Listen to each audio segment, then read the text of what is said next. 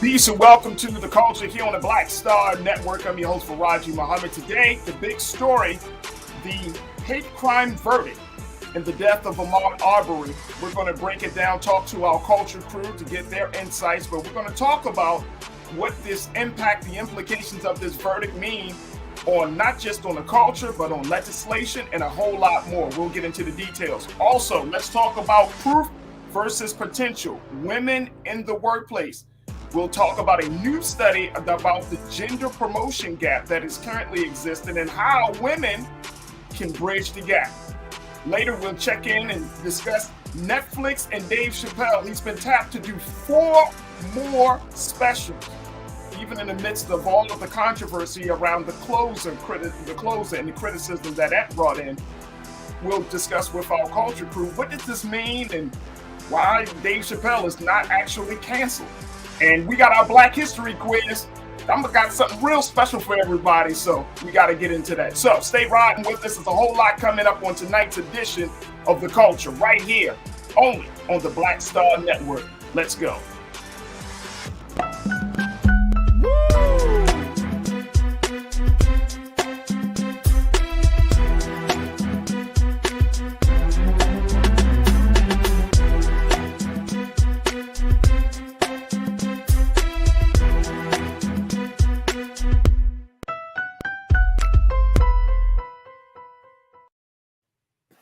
Folks, welcome to the show here on the Black Star Network.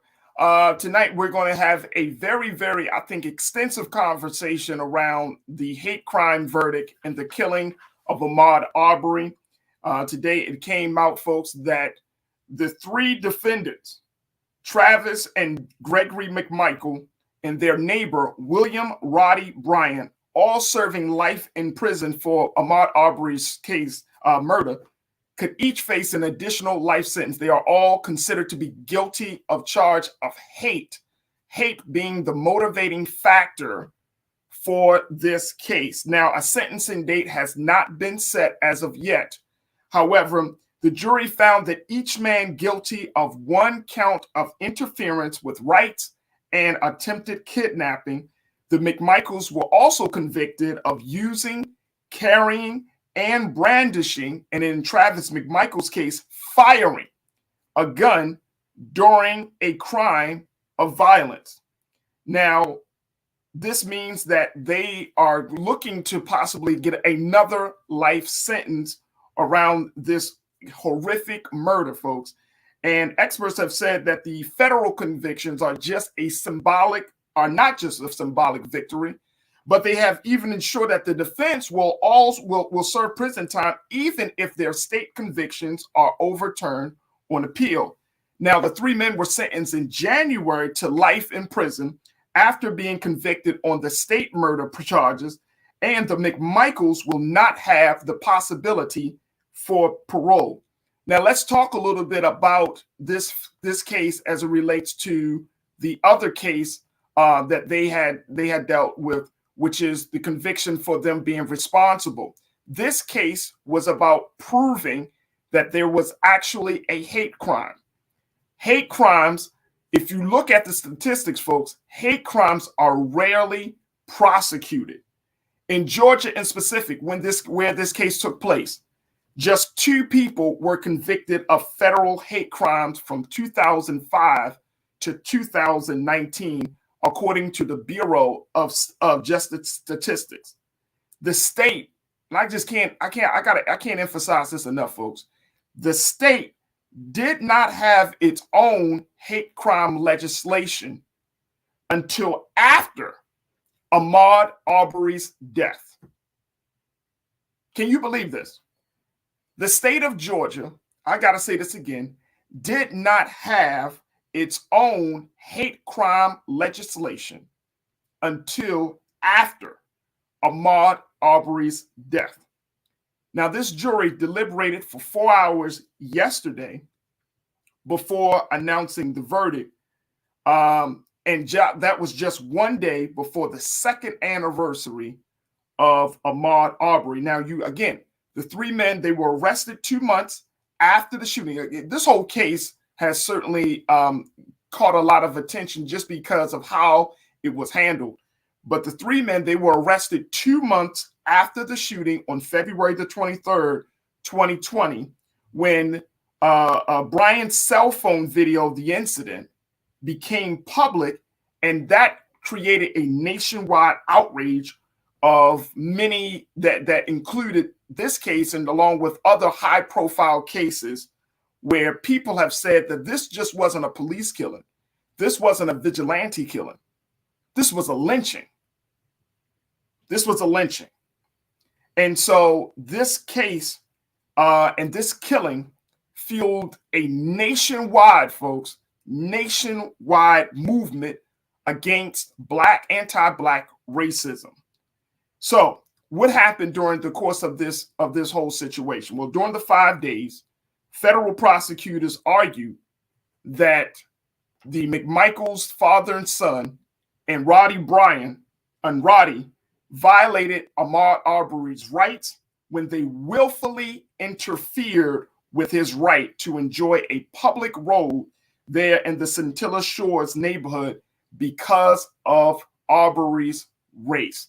And this case is the part about proving that his race was the main factor for Gregory, Travis, and Roddy to go after Ahmaud Arbery. This wasn't about, oh, they saw him running and they heard that there were some recent robberies in the area, and they saw this Black man running, and they were trying to protect their community. No, it was very simple.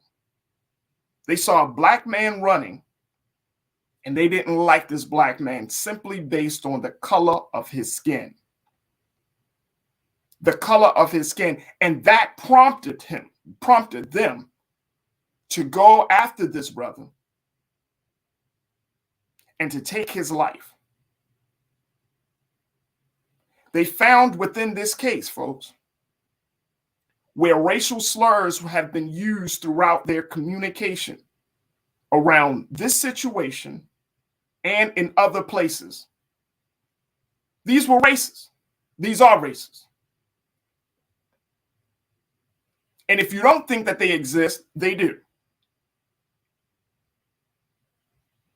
And they decided to play God and to essentially make it a sport, running after him, chasing after him, brandishing their weapon, and torturing this brother. Again, it took them 2 months. Well, the police officials, it took the police officials 2 months to make an arrest. Hate crimes. The hate crime that we're seeing is still happening in 2022.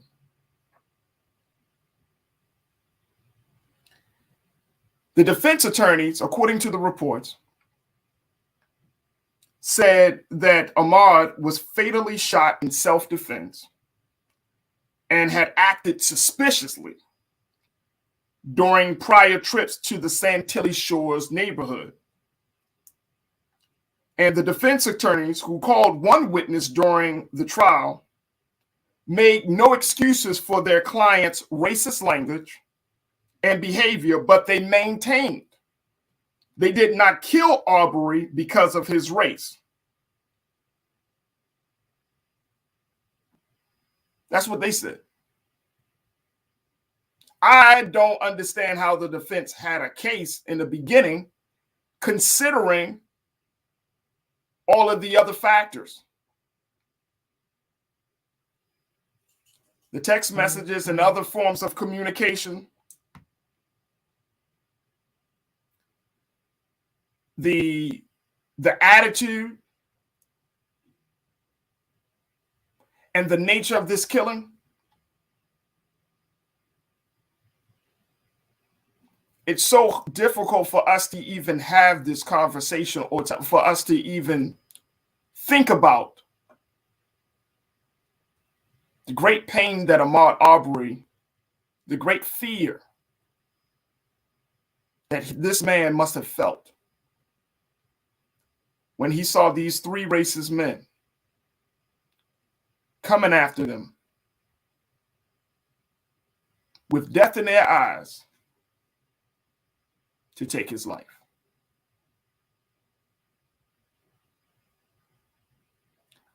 I want to play for you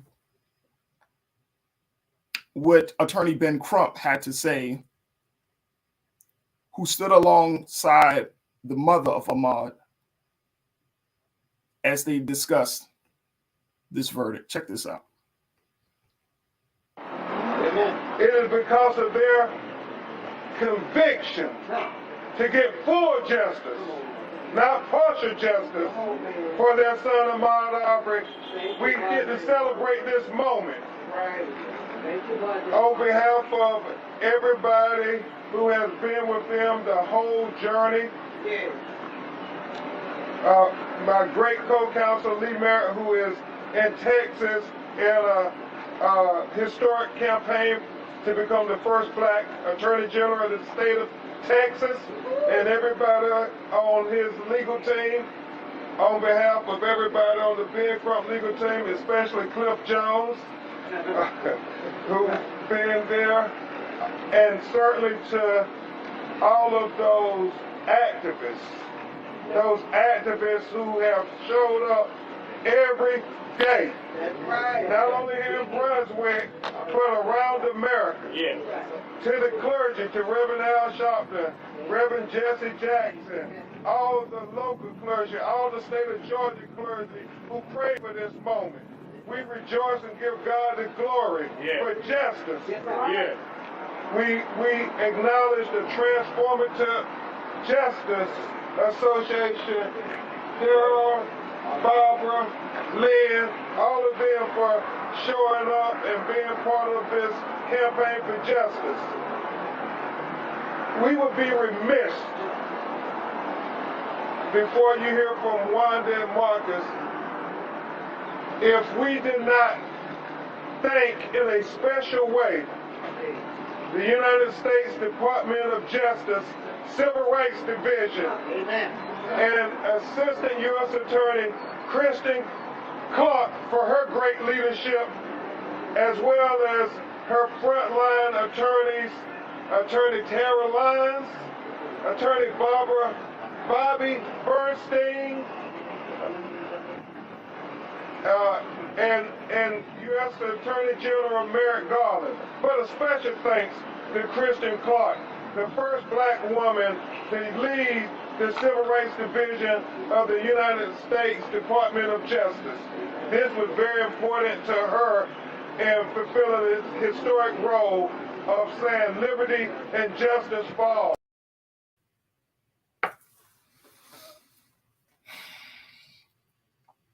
That was Attorney Ben Crump standing with the mother of Ahmaud Arbery.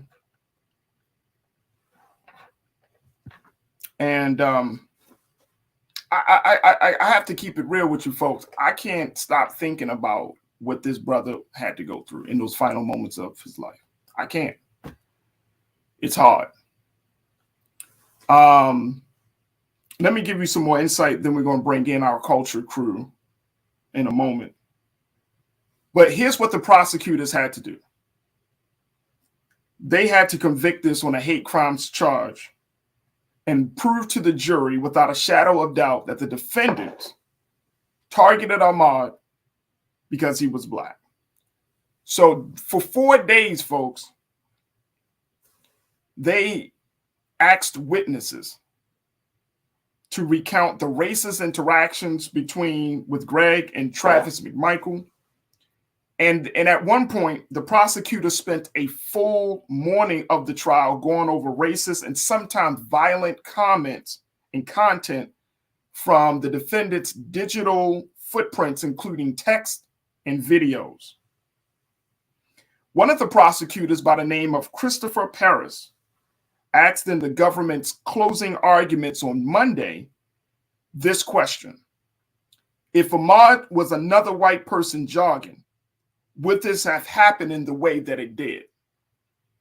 if Ahmaud hadn't been using public streets, would this have happened the way that it did?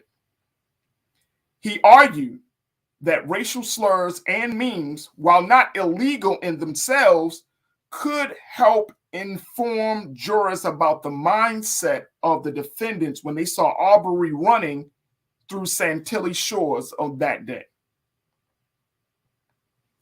And Paris said they acted on racial assumptions, racial resentment, and racial anger that had been building for years. He said, quote, they didn't need to talk about it. They knew what they were going to do. They grabbed their guns and went after him.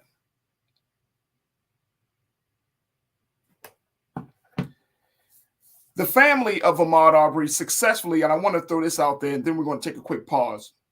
The family successfully fought against the plea bargain, because there was a plea bargain that the defense had placed in this case, and that the prosecutors struck. They were going to allow them to plead guilty and get a 30-year sentence. The family said that that wasn't acceptable. The federal charges carry a maximum life sentence. This is what they were going for. Now, the defendants will have 14 days to file appeals, and a sentencing hearing will be set at a later date. I'm just giving you just the things, the big points of this case. So the prosecutors are shooting for a life sentence to add another life sentence to their already life sentence, because they don't want to cut corners on this case. And as I mentioned before, folks, and we're going to take a quick pause, the state of Georgia really doesn't have any hate crime legislation until after Ahmaud was killed 2 years ago in 2020. Can you believe that? We're going to take a quick pause. When we come back, I'm going to bring in my culture crew. We're going to be joined by Nira Muhammad, Lise Winnie, Iman Heath, and get their thoughts. Also, post your comments on our YouTube page and our Facebook page, and let's have the conversation. And let's continue to talk about why it's important for us to talk about race in this country in light of this verdict. Stay with us. It's The Culture here on the Black Star Network.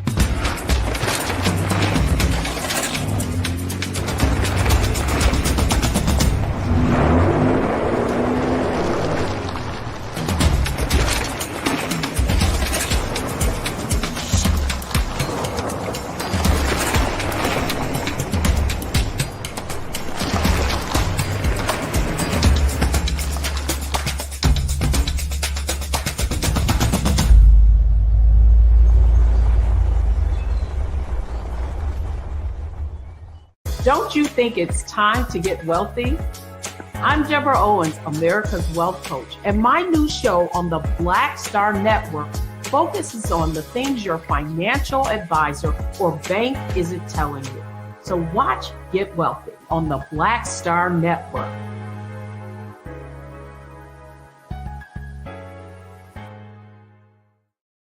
Pull up a chair, take your seat. The Black Tape with me, Dr. Greg Carr, here on the Black Star Network. Every week, we'll take a deeper dive into the world we're living in. Join the conversation only on the Black Star Network. Hi, I'm Dr. Jackie Hood Martin, and I have a question for you. Ever feel as if your life is teetering and the weight and pressure of the world is consistently on your shoulders? Well, let me tell you, living a balanced life isn't easy. Join me each Tuesday on Black Star Network for A Balanced Life with Dr. Jackie.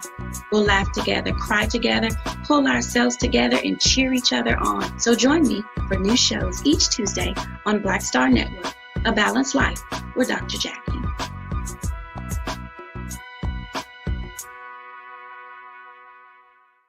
Folks, Black Star Network is here. Hold no punches. I'm real revolutionary right now. Support this man, Black Media. He makes sure that our stories are told. Thank you for being the voice of Black America, Roland. Stay black. I love y'all. All momentum we have now, we have to keep this going. The video looks phenomenal. See, this difference between Black Star Network and Black-owned media and something like CNN. You can't be Black-owned media and be scared. It's time to be smart. Bring your eyeballs home. You dig?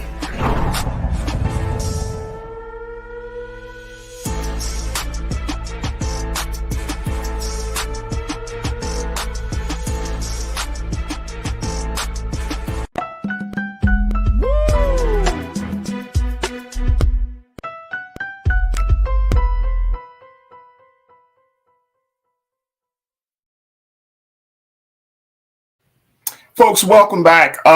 We've been talking about the verdict in the case of the hate crime committed against Ahmaud Arbery, the guilty verdict that has come down in the courts of Georgia that showed that Travis and Gregory McMichael and Roddy Bryant were all guilty of hate crime. Take a look at these killers right here, folks. All three of these men killed out of hatred for the black skin of Ahmaud Arbery, a federal hate crime. I want to bring in our culture crew, three dynamic women, Lise Winnie, Iman Heath, and my wife, Nira Muhammad. Lise is the host of a Millennials Anonymous podcast. Iman serves as an activist and entrepreneur, and Nira is a writer, an activist, advocate, educator, and host of Queen Talks with Nira podcast as well. Thank you, ladies, for being a part of the conversation today. Thank you for having us. I'm a little speechless, just because it's not as if I'm not happy about this situation, and I'm glad that a guilty verdict was rendered.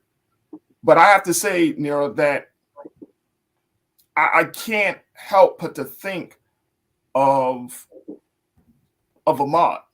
I can't help but to think, I'm a runner. I go out running. I run around the neighborhood. I can only imagine just doing something as simple as running on a beautiful day that you end up dead.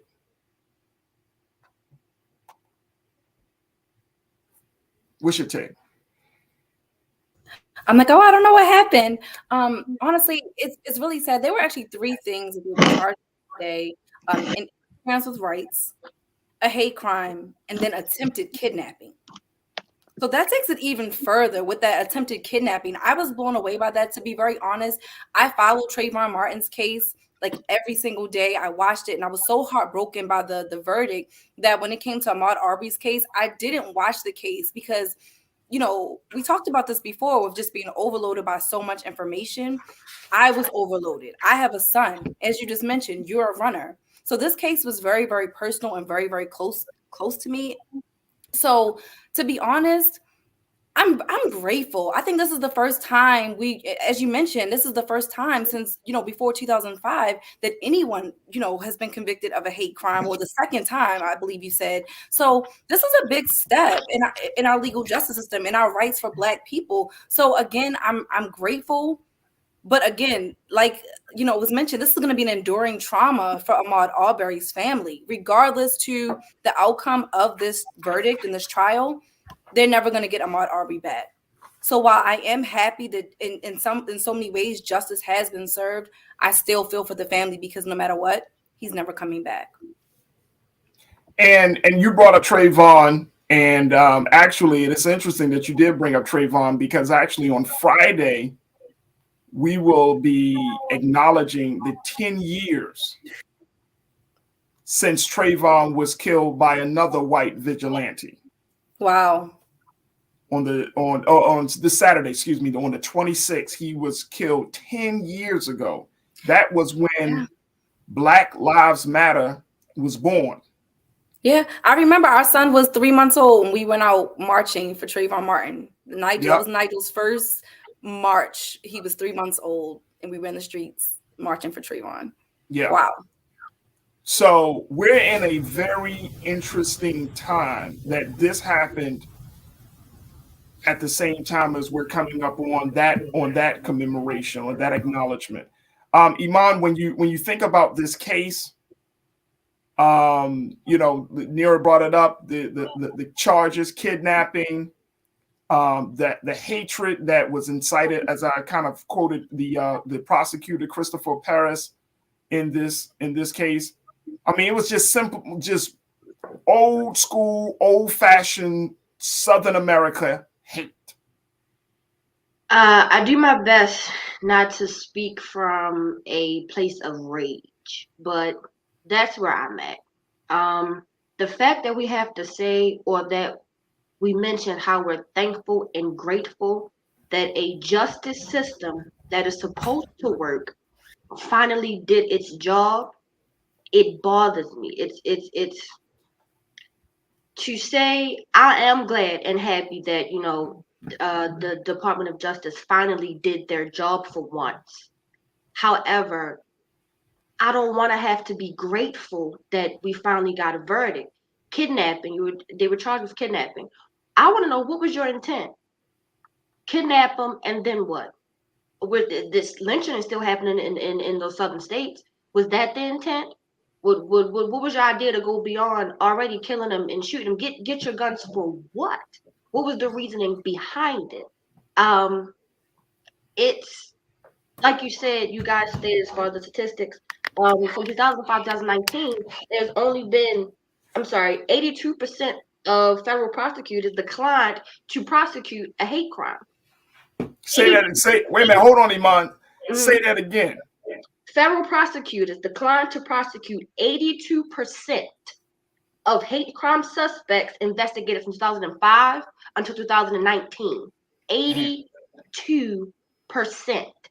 82. Well over half, more than over 3/4 of the cases. Why? The entire system, as I'll always say, has to be dismantled, and we have to start from the beginning. The system was never made to help us. Minorities, it was never made to help us. As we've stated before, the police force started as a way to monitor runaway slaves or those that were helping slaves. It was never meant for us to win. I don't care about which loophole it is, how many loopholes there are we can find. It was never meant to. So to be grateful and thankful that we finally got something that we should have been doing, we finally got justice. We're grateful. I hate everything about it. I'm grateful we got the verdict, but I try not to speak from a place of rage, and I'm mad as hell. I'm mad as hell. Per usual, I'm mad as hell.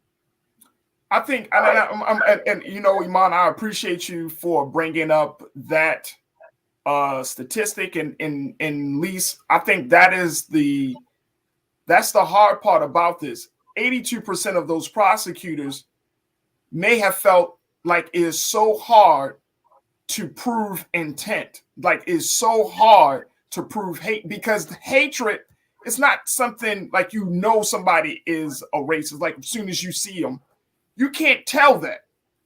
You have to look like this prosecuting team did. You have to look at the digital footprint, what they send, communication, online posts, all of those things. You have to really show that their mind is of a certain thinking.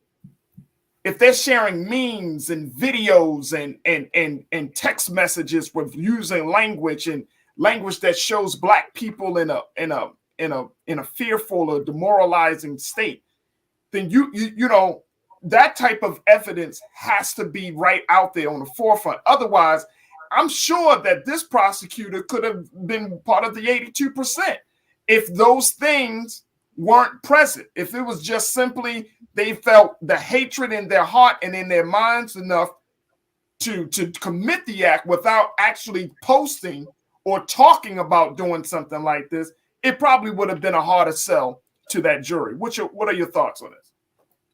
My thoughts on it, I hope you can hear me because I'm using my headphones.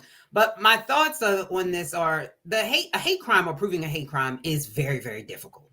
Just because a person is racist doesn't automatically, surprise, it does not automatically qualify a hate crime. You actually have to prove that those two things coincided at the same time. So not only is the person racist, they have to prove the intent that it happened at the very same moment in precise history in order for it to be considered a hate crime. And that's probably why so few people actually go for it. Should that be changed? Probably. So there probably should be a better pathway to that where more prosecutors would take that option, but it is extremely difficult. When you see in this case, the judgment here, I honestly think that this shows some level of progress, which I know that some people probably will disagree with me. I think that it does. I think the case with George Floyd actually impacted this. I think had we not gotten what the outcome of George Floyd and how everybody really stood up and rose up, I do not think we would have seen a conviction here. I think this would have been another case where it's like, oh, there were three guys protecting their neighborhood. So I do think we're going down a path of progress and things are changing. Do we have a ways to go? Yes, there are things that need to happen, but I think we are going down that route, and them being able to not only, because I know the family is what pushed for this, it wasn't necessarily the prosecutor, but we are going down a pathway of progress. And I think that this will set the precedent for future cases. But I want to bring it back to this point. The fact that Ahmaud Arbery was killed, motivated by his killers, well, they were motivated by hate, Nero, but they also were motivated by the desire or feeling like it was their duty to rectify this situation of a black man simply running through their neighborhood. They felt like, you know what, I need to protect this neighborhood from this, that level of vigilantism.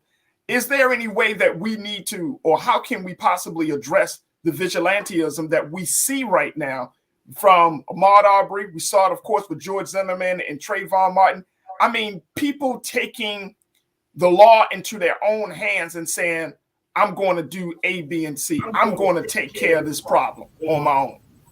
The only way to address it is to see convictions happen. We've talked about this even with dealing with the police. We've said before that until police are being convicted or even charged, I'm not charged, but we talked about fines going against the actual officers, something where they're actually being held accountable, we're not going to see change.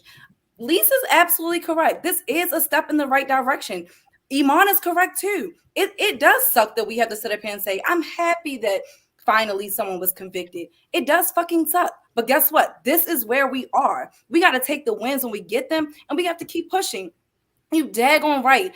Breonna and George Floyd definitely impacted this case. But guess how many others there are?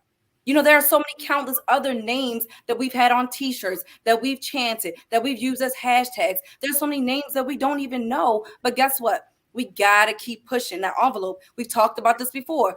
The ballot boxes, making sure we know who to pick as judges. Because again, they don't go for these hate crimes because they're hard to prove. No one wants to waste time or tax dollars spending time trying to prove something that can't be proven. But again, we have these beautiful, beautiful phones that leave these carbon footprints everywhere we go. So I think now we're going to get to a place where we can start proving these cases a lot more because people talk a lot. Whether it's on social media, whether it's through their text messages, email, whatever have you. So those carbon footprints, they're going to be there. We just have to find them, and we got to push for that to be found. One of the big things, and I would agree with you wholeheartedly, but ladies, one of the big things one of the big decisions that were made to get us to this point was the fact of the family deciding to push forward with having a trial around this issue. My thinking around this is do we need to start pushing for trials when these type of cases arise? Do we need to start pushing for and saying, you know what, to the 82%, hey, no, you need to take this case.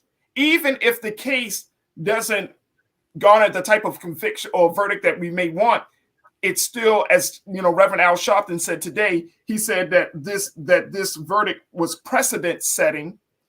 The guilty verdict of the 3 murderers of Ahmaud Arbery of hate crimes is a precedent setting verdict. Even in the Deep South, the feds will convict you of hate actions. I salute Ahmaud's parents for forcing the trial. And I'm wondering, okay, if this is precedent setting, then we must need to push for hate crimes to be happening. Hate crimes happening all over the place at this point. Like, we need to force the federal government to intervene and look at a lot of these cases, because I would think that some of these cases with police officers are also motivated by hate. So Farajii, are you saying you think they should go back and look at old cases, or are you asking, should, from like this point forward, should we put more intent into looking at cases from a hate crime perspective? Because again, they've already been charged with federal charges. This is now new charges, which is amazing. They're going to be charged, like, these are, they'll get time on top of the life sentences that they're already serving. So I'm just curious as to which angle.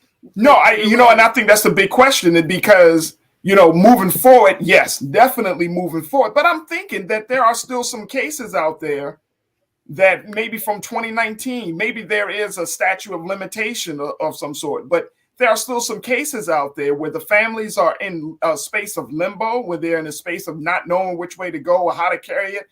And they, for example, they could just be like, you know what, we're going to push this, and we're going to push it and ask the federal government to intervene and prosecute this case as a hate crime. I'm thinking that maybe that this could set a new tone to how these cases are handled. Iman, what's your take on that? That space of limbo that people are in is probably that's the part where we either will succeed or we will fail. It's hard to say, okay, let's go for the jugular, let's go all the way. And after you've seen, especially with police officers, and granted, it can be different, through the loopholes that weren't created for us, to say, let's fight and then lose, or fight, dang, we should have took this, we could have got at least a piece of justice, rather than go to trial and not get anything. It's hard to say I have faith in the justice system when we've seen in numerous times for over 10 years, and I'm only accounting 10 because of social media and being able to see it now. It's been going on. We know racism against towards blacks has been going on, but it's discouraging after trial or after verdict after verdict after verdict that officers get off with just slap on the wrist, paid vacations for murdering, especially these kids in the middle of the street and not giving a care. It's very discouraging. It's hard. I could say, if I were to be in a family shooting when it comes to either going for trial or not, I would be on the fence, honestly, because you can get to trial and the charges are way easier, more lenient than what they would have been if we didn't go to trial or let them take the plea deal. It's hard. That place. And I get that. I get that, Lise. I get it. I feel like, yes, it is hard, but if this is going to be a turning point in the larger conversation about justice for Black people in this country, then you know what? We may have to just do just that. I mean, yes, it is hard to prove, but like Mark Morial from the National Urban League, he said it in his own. He said this, and I think this is accurate. He said, they quote, "They saw no value in a Black man's life. The case was made by their own words." The case was made by all he had to do was just pull it up. And the way jokers are operating right now, go on social media. Go on through their text messages, right? Because a person, they're not the brightest. They're not the bright. And I'm not saying they should hide. I'm glad that they got caught. I'm glad that they got a digital footprint. Look, Trump got his own platform now, so it's gonna be a whole lot of stuff. You made your own case now, buddy. You And see, Lise, this is the thing, and this is the part of the conversation about, and if we're talking about it on the tech side, we're seeing that a lot of people are expressing discontent for a variety of people, for a variety of reasons. I mean, social media has become like this digital gutter of people just throwing trash down into it, right? I agree, but nobody's really checking for it, right? Until a situation like this happens. Then you got to go back through the records But you know what I'm saying? But I mean, people making their own case with their own words. I agree. I mean, I agree that people do make their own case on social media. However, we do either need to add to the qualifications, because what will happen is that everything will get thrown into the hate crime category. And if everything is a hate crime, nothing is a hate crime. I do think that we need to have facts change and include more into that so that it's not so hard to prosecute, because of course that was done by design. They want to make it more difficult to prove a hate crime because there's a lot of people that hold those views. I think another thing that people don't understand, the law is there in order to make things right. It's not necessarily to make you, unfortunately, the way that the law is set, it is across the board. So when you look at what a hate crime is, it is difficult in order to prosecute, because just because a person is racist doesn't mean that they committed a crime as a hate crime. And that is unfortunate that it has to be so overwhelming in order to prove it. If Gregory McMichael hadn't gone on a racist rant on social media, we wouldn't be seeing this. And to be totally honest with you, I do think it's the tone that we're in now. If we were not in the era that we're in post George Floyd, this would not be. It still would be quite difficult. So this is a high profile case. I do not think that if this case wasn't a high profile case, people would be talking about this and this would have turned out this way. So we can't sit here and say that we should throw everything in there, because everything doesn't fit in there. But at the same time, should we change the qualifications? Yes, but it should be made where people understand what that is and what falls into that. And it's going to be case by case. So no, I don't think we should just throw everything in that blanket. And I know it's a hard, and I know that, and I'm just, what I'm thinking of, ladies, is just trying to figure out the best way that we can move forward, the best way that we can take the momentum from this moment, from this case, and how do we start to, to get justice for other victims. I'm thinking of the brother Kendrick Johnson. This is the brother that was found in a rolled up mat in his high school. And Brother Roland has been talking about this case. He has talked to the parents of this case. They had a documentary about this case. And guess what happened at the end of the day? The law enforcement in that part of I think it was Georgia, but the law enforcement there said, "Oh, we didn't find that there was any wrongdoing." Kendrick Johnson essentially killed himself by walking into the top of a rolled mat to get his shoes, and he ended up suffocating himself. And he ended up cutting himself as well? Right, that's why his face was swollen. He was beaten and bruised. Yeah. Okay. So when you look at cases like that, they close the case trying to get it into a space of a hate crime being committed, or they got to find the people that are responsible. Listen, because the police department is covering it up. I'm just saying there are a number of cases like this, and y'all all know it, ladies. There are a number of cases like this that are present in this country that we don't know about right now, that could have happened last year, 2020, 2019, 2018, and that's not still getting any justice. Nira, what's your take? I was honestly just sitting here thinking, and I was wondering to myself, if you've tried and tried and tried for so many years to get justice, would you ever stop? Would you ever feel like you needed to let your child's memory rest? Would you ever feel like you needed to rest? I have a son, so I look at everything from a different lens. I look at it from the lens of, if this had happened to my son, if this happened to Nigel. And to be honest, I truly don't know. I don't know if I would become an advocate for other moms and help with their cases. I know for me, and I put this in the chat, I don't like to lose. So for me personally, if I feel like I'm constantly going through this stuff and I keep losing, that is going to be more traumatic for me than one loss. If I got to keep reliving my son's death and keep losing and no one else is seeming to give me justice, could I keep going on? I don't know. Is it healthy for the mother to keep going on? For her own sanity, for maybe the other children that she may have. And so I'm always conflicted with cases like this, because I do have a son and I do understand that fear. But how long do you fight? To even piggyback off of what Nira was saying, I don't have children, so I can't speak from a mom's point of view. But just the point of view of being a African American, it's like she said, to keep going. I've gotten to the point, I want to say probably 3 years ago. When these type of cases come, I don't want to dig into them and learn more details. I don't want to follow the verdict. I don't want to follow what he said or what she said or what the prosecutor's saying, what the judge is saying. It's mentally, it's draining. Emotionally, it's draining to keep saying the same thing and trying to figure out an effective way to make a change, not just get everyone emotional and have 1,000 marches and let's participate and get everybody emotions riled up. What's next? I'm tired of marching.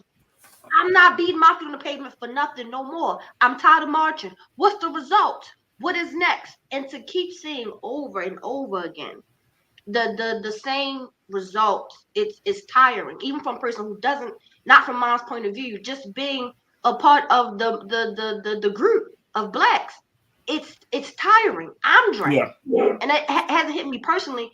I'm tired mentally. I mean, I can understand that.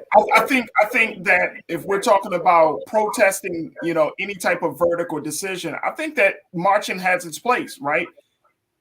For a lot of people, and it may not be any one of us here today, but for some people, marching is the origin of their awakened consciousness, right? That they go to a march, they hear the messages, they feel the energy, and they're like, wait a minute, whoa, something is really happening. For those of us who have been doing that work for years, marches feel like, okay, that was entry level, I'm on the next level. And so marches has its place, right? It starts with the ball, but we got to keep the ball rolling. Yeah, and it does. It does. But it makes me think about like the Joshua generation, like, Iman, Farajii, we've done that. We've been in the streets together like for years. So again, you got to pass the torch. Listen, I sat in so many forums and listened to Black people complain about Baltimore City schools. So what did I do?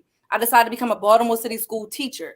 At some point, you got to stop complaining and get on the other side of the fence. Okay, I was on the side of complaining. Now I'm going to get on the side that I can actually do something. I can actually make a change. So again, I feel you, Iman. Personally, I've gotten my marches in. Since, I marched last summer. Okay. I marched last summer and I said I wasn't going to. Girl, messed up a brand new pair of Chuck Taylors. But it's cool. I'm just not doing it anymore. Because if we're going to march, can we plan? Lise, go ahead. If we gonna march, can we plan though? Yeah, it seems like we march and we don't plan. That does not make sense. You go back to, I hear it all the time, but Martin Luther King did it. But he planned this out. He planned. Oh, come on. Yeah, you can't put that out. No. Planned. Look. Each march, each gathering, whether you're talking about from the Civil Rights March, whether you're talking about the Million Man March or the Millions More March or the Justice Else March or the Women's March or any march, right? There is intention behind it, right? There is purpose and reasoning behind it. So we can't just, and I hate when people say that stuff doesn't matter. It does.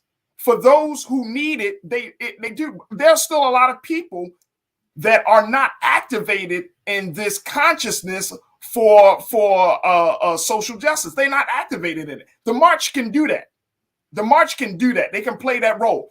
But I'm with you, Lise, that there needs to be a plan, whether it's a piece of legislation, whether it's some level of engagement, some demands need to be met. I mean, all types of things can come from marches, and I think that that's just one of the many strategies that can be used to employ to bring about some change. But go ahead, Lise. What else you got to say? I think that marches bring awareness. That's what it does. So just like Nira said, what do you want? The biggest thing that I missed in all the marches that happened from 2020 up until now was, what do you want? I hear you, but what do you want? What does that look like? And that didn't happen. And I think that's why from 2020 up until now, we're still standing in the same spot. Yes. So those are the things that I'm like, we got to plan that. We have got to plan that. Yeah, I feel like there was something that was wanted from the George Floyd, but the bill still hasn't been passed. The bill never went through. Never went through. I'm gonna say, because with George Floyd, they were like pushing for stuff like heavy with George Floyd. Right. I mean, George Floyd sparked protests across the globe. That's never happened. Never. For a Black man to spark protests around the globe to the extent that George Floyd did, it's never happened. So George Floyd was like an awakening. He really showed the world what was happening in America. So I can't take that away from the George Floyd. I may not have been a part of those protests and those marches, but I put in my work, I put in my time, but it was definitely necessary for sure. For sure. No, and I would agree with you. I think that, like that piece of legislation, the George Floyd Justice for Policing Act, something that I have been advocating publicly since this thing came to existence. It when you drop the ball, and we all know about it, ladies, that community organizing, one of the biggest qualities a community organizer has to have is they have to be consistent and persistent. If that level of persistence falls off when a piece of legislation just fails, you just like, oh man, this thing ain't gonna never happen. Then it's never gonna happen. I mean, when you think about the great strides that so many of our people from the civil rights era all the way up to this moment, the strides and the sacrifice that so many of our people did. When I'm thinking of the example, the Montgomery bus boycott, do you know how many days they walked?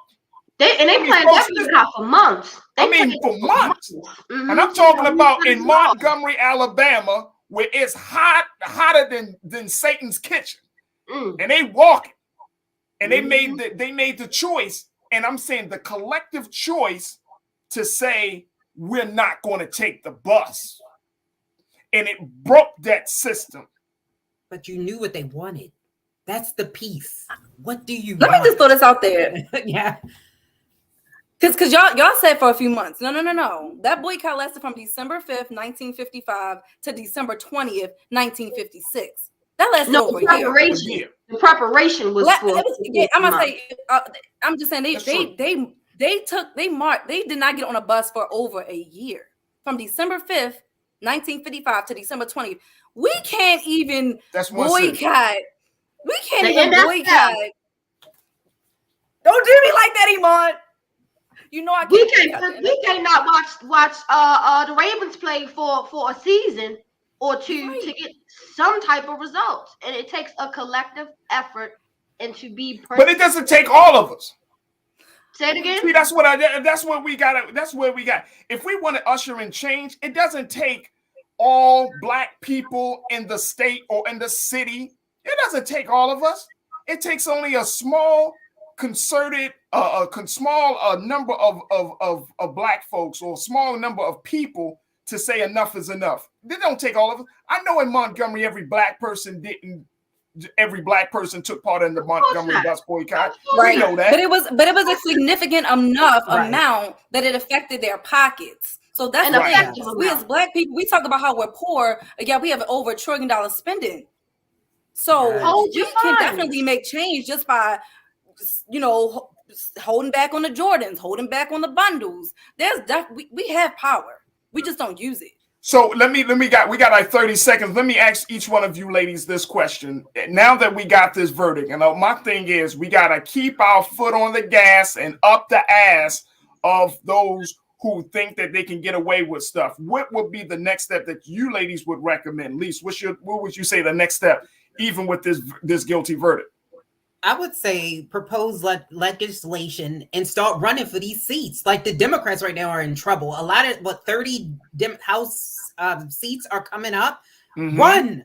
I think you should run. If you say that there's no one left, please run for office and start to propose legislation. Find out who your senator is and your congressman or woman in your area.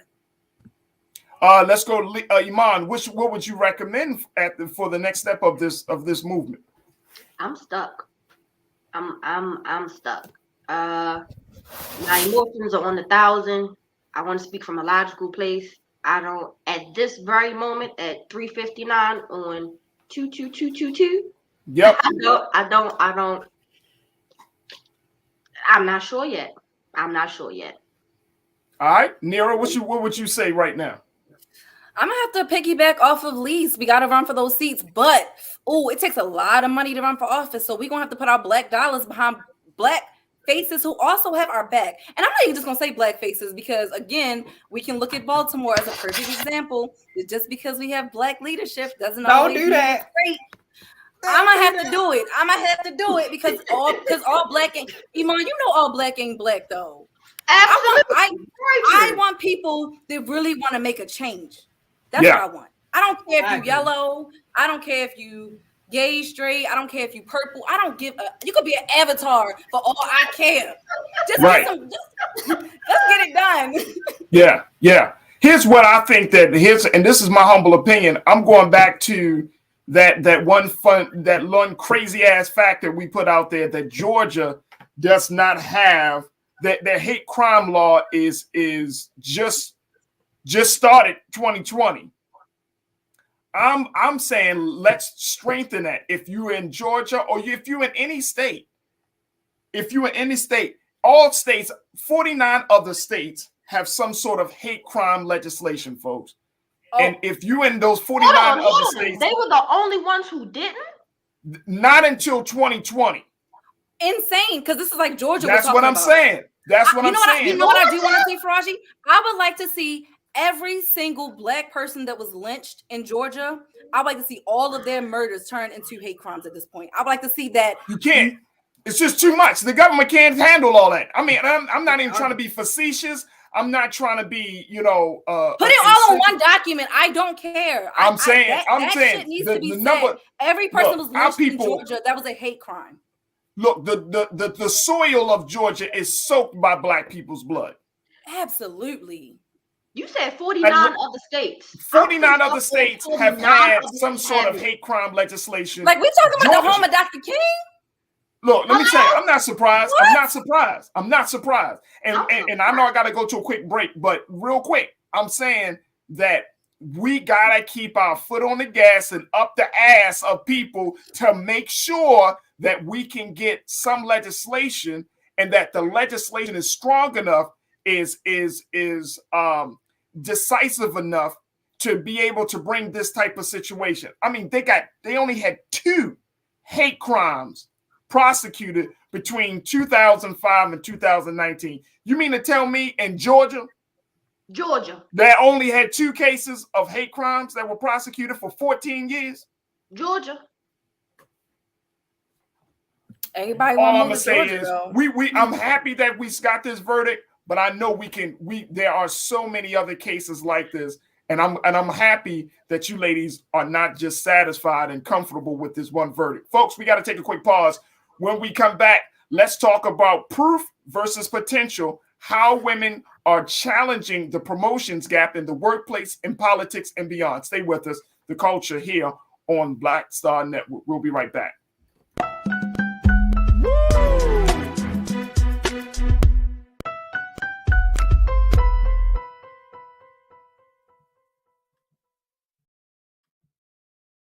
Don't you think it's time to get wealthy? I'm Deborah Owens, America's Wealth Coach, and my new show on the Black Star Network focuses on the things your financial advisor or bank isn't telling you. So watch Get Wealthy on the Black Star Network.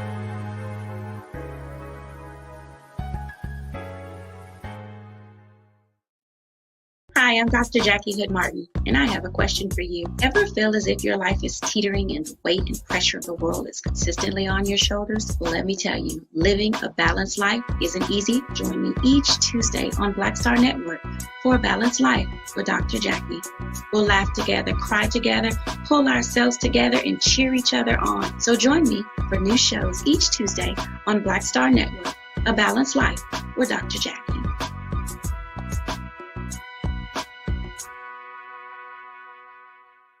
Pull up a chair, take your seat. The Black Tape with me, Dr. Greg Carr, here on the Black Star Network. Every week, we'll take a deeper dive into the world we're living in. Join the conversation only on the Black Star Network.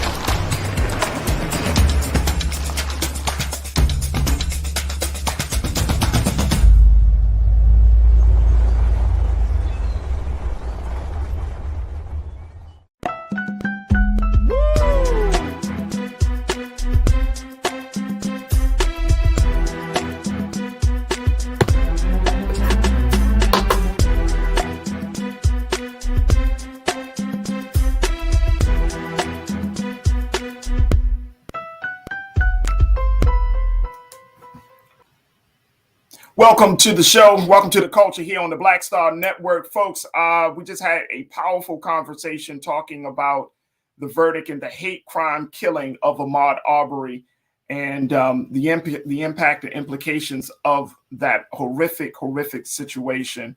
We are happy that that verdict is guilty, but we know we have to stay focused in making sure that justice has already been that justice will be done. Sentencing date has not been determined just yet, but once the date is happening, we will continue to have conversations about this case and other cases like it, and more importantly, have conversations about why Georgia needs to have a state law, a strong state law against hate crime. So we'll follow up with you about that.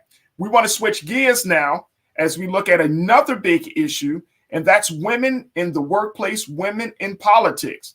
We're finding that there's this age-old debate, folks, about proof versus potential.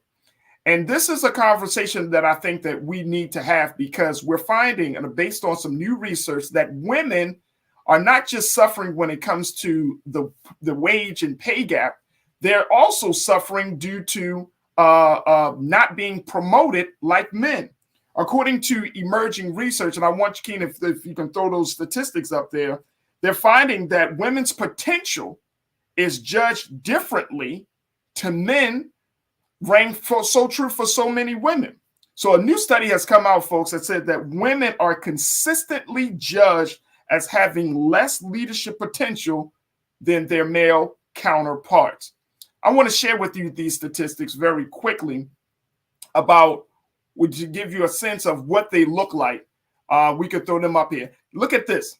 The study shows that 14% women, 14% less likely to be promoted each year.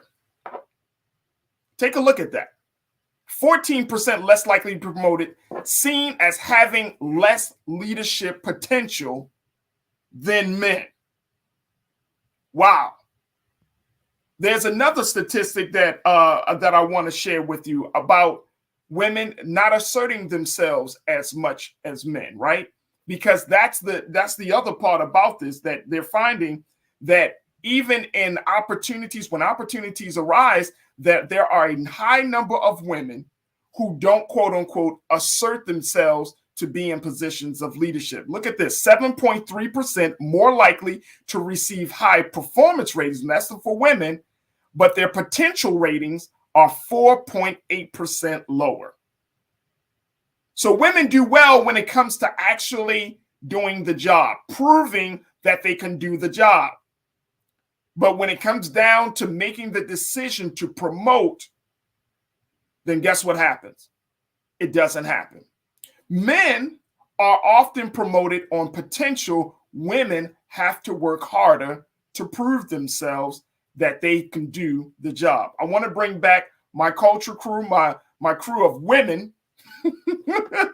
to share their thoughts around this issue. We have been joined by Lise Winnie, who is the host of a Millennials Anonymous podcast. We also are joined by Nira Muhammad, who is a writer and educator and host of Queen Talks with Nira podcast. And we're joined by Iman Heath, who is an entrepreneur and activist. Ladies, when you see these type of statistics, what's going through your mind? Iman, I'm going to start with you on this. You're an entrepreneur. So you must have either known that these statistics were happening and you said, "Bumping, I'm going to start my own business. I ain't going to deal with that. I ain't dealing with no politics. I'm the boss." Hello? Or what? What's your take? So I would say, I just want to throw it out there. European culture threw us all the way off. Number one, I feel as though some people may feel like women to promote or lead, they're worried that we'll lead by emotion rather than logic. I don't like that, because a lot of men, they're known to you have to be aggressive, and it's a cutthroat kind of thing. You got to be this rah type of person. Well, that's not necessary. It takes balance. We have men, I'll go ahead and say Donald Trump, his impulsiveness through his entire campaign, his impulsive statements, even statements that weren't true, it's that's emotion as well. Being impulsive, that's an emotion. And to think that we're less than but not equal to due to emotions or what our sex may bring, that's not okay. Back home, ancient Kemet, men and women were equal, but not we were equal, but we weren't the same. Women were held to a higher regard, just as men. We led wars. Even I may be saying this wrong. The Dahomey tribe were a tribe full of women who were hunters who went to get the food, bring it back home, and bring it back home and cook. So I think it's more of the men are more logical, women are more emotional. Hillary Clinton might want to send a bomb over to Baghdad because they said they like our fingernail polish. Like, let's be real. Like cut it out. We have masculine men who take that whole masculine energy way too far, and you gotta take women out of the space of being emotional. We're not just these emotional creatures. We're smart. We lead better than some men. We lead better than some men. I hear that. Least when you look at the numbers, and I want to make sure I say this, that this study was conducted by a woman named Professor Kelly Shue. She is the professor of finance for Yale Management School. This study was also co-authored by Alan Benson of the University of Minnesota and Danielle Lee of MIT. And so all of these professors and scholars took a look at this situation and said, hey, there is a very, very big problem.